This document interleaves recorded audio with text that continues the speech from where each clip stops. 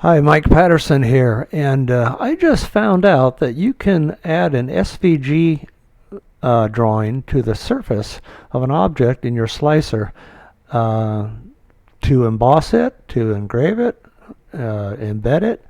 I was stunned because normally I would do this in my CAD program. So here goes. First of all, we need an object, so I'm going to add a primitive, make it a cube. And I'm going to make it, 80 by maybe 80 by 5. Okay. And I want this object to be black because I'm going to have a white drawing on it.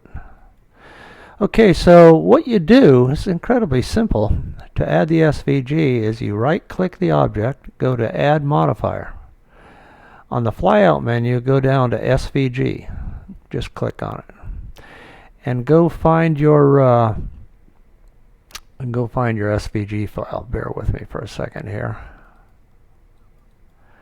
And I've got a little magic wand and a magician's hat here. So it superimposes the SVG over the object and opens up this dialog box. So first of all, it's huge, so I'm going to resize it so it'll fit on this object. And I can drag it around, rotate it there, or I can rotate it over here. Okay, I'm going to move it a little bit more towards the center. Anyway, that's how you do that. Now this first dialog box here is 10 millimeters. That's the depth. Think of that as this SVG is going to be converted to an object, and that's how thick it's going to be. I can illustrate that when I get down to the operations. But for now, I want to look at these other boxes. So we've already resized it. Use surface. If you check that, I've read that that's mostly to apply your drawing onto not a flat object, like a curved surface or something. It'll snap it to it. So we don't need that. This is flat. I can uncheck that. We don't worry about from the surface. Rotation, we already did that. No, the main operations here are down at the bottom. Join, cut, and modify. Join will make this object emboss. So let's click on it. All right, so if we zoom in here, you can see how tall that SVG is now. So let's make it shorter. So go back to depth, and I'm going to just say, it's 2 millimeters in depth, okay? So that shows how the depth affects it. The other thing you can do is you can cut it. Think of that as an engraving. Click on that. And all it superimposes now is the SVG on the surface. But what it has really done is it's cut it into there. To see that, you need to slice the plate.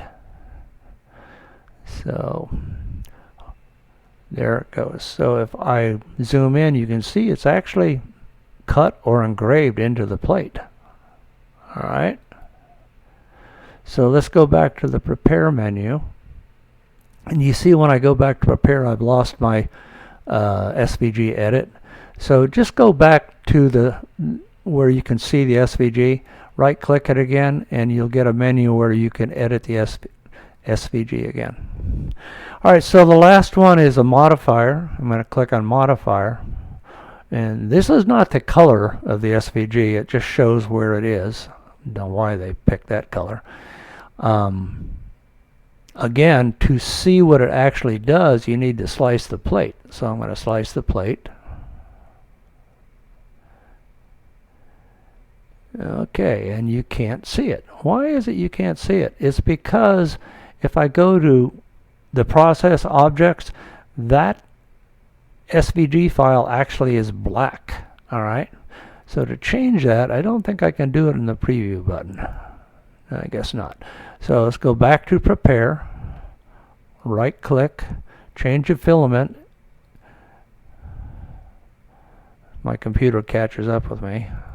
And I want it to be white. I want it to be embedded in the object as a white drawing. So click on white. Nothing happens here because we're still in Prepare. But if you go to Preview, it will reslice the object. And there it is. And that's exactly what you'll get.